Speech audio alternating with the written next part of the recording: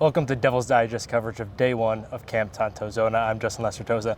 That's publisher Hoder Bino and Hode. This is a annual trip for this team coming down here. They got here last night. And really the goal of it is to create lasting memories, build those team bonds and that culture. Obviously some complications with, all of these players sharing these bunks might not be the easiest, but today a complication was weather, and no, it wasn't the rain. Yeah, exactly, Justin. I think people that have been following Camp Tontozona for the last few decades, when they talk about weather challenges over here, that they're very different than the Valley in terms of having heavy monsoon rains. Because let's make no mistake about it, when it comes to rains up here north of Payson, they are much more severe than back in the Valley. Well, as we know, the folks in the Valley are going to be dealing with 117-degree temperature pretty much every day this week. So over here, that means the temperatures in Payson are just under 100 degrees. And now that you have field turf instead of natural turf, that turf can get really hot really quickly.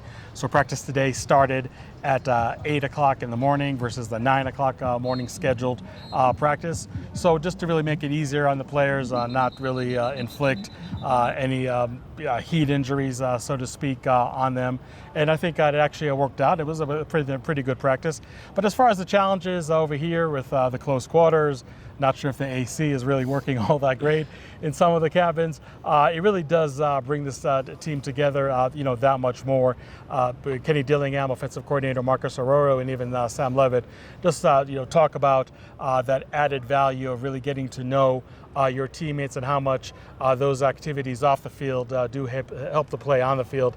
I think Kenny Dillingham had a great quote when he said the players, as they get to know each other, they find out the why of their football background, what really motivates them to be the best player out there. And I think it's one of those things where, sure, it might sound like a worn-out football cliche, but it still does carry a lot of value.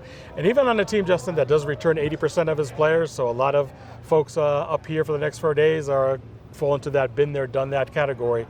Still, the value of the bonds that get built over here in Camp Tontozona really do help quite a bit. And I think that as much as the sheer talent of this team helped them win 11 games in the Big 12 championship, I think a lot of players would tell you that all the relationships built off the field are just as much of an important factor, and it all starts over here at Camp T. Yeah, and day one of practice, Kenny Dillingham said it wasn't the best day, also wasn't the worst day. So what did you see just kind of on both sides of the ball? Yeah, this was the first practice in pads, so physicality obviously did ramp up quite a bit. This is where I really look at the offensive and defensive line in those battles, and I think it was pretty even between both of them. I feel that all three running backs did run pretty well, but I also felt that the defensive line was able on more than just a few occasions to really disrupt the passing game with pressure. Obviously no sacks over here because the quarterbacks have that gray jersey on. But nonetheless, I just feel that really the back and forth is what makes for a good practice. I think it's also something to be said that as much as the players do enjoy Camp Tontozona, it takes a little adjusting in terms of what happens between the lines in this practice field, and I'm not going to be surprised if we see better practices as the week progressed. But I'm really impressed with all running backs. I thought all of them do flash. We talked to Kenny and Marcus Arroyo about Kenny Udo, the Army transfer, who I said on our week one recap last week, how much better he looks compared to the spring.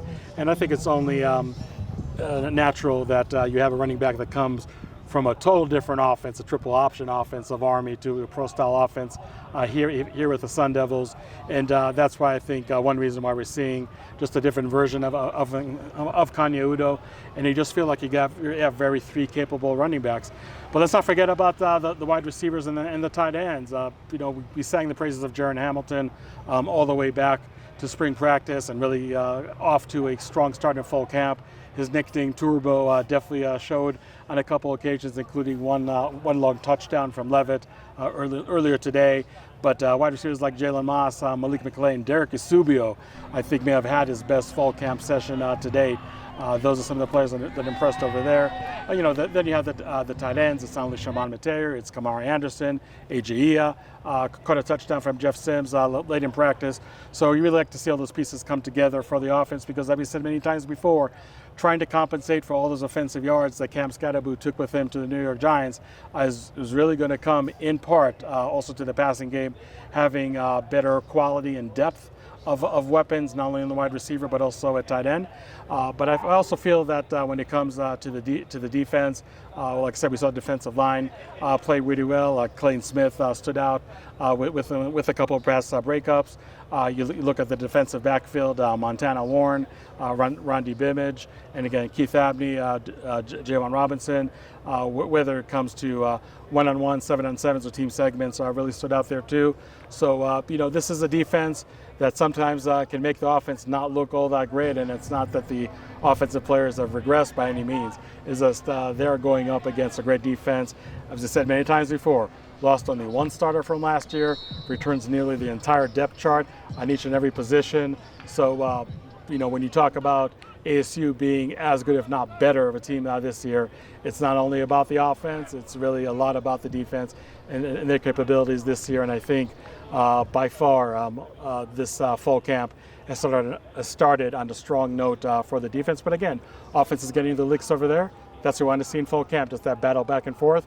We saw it today. We saw it on a lot of other days. As long as that continues, I think ASU can really continue on that strong trajectory that they have for the start of fall camp. Well, thank you, Ho, for all your insight. We'll be here all week with the coverage of Camp Tontozona. To stay locked in, go to DevilsDigest.com. Follow Devils Digest on Twitter at DevilsDigest. I'm Justin Lestertosa. That's Publisher Hoder Bino. We'll talk to you guys soon.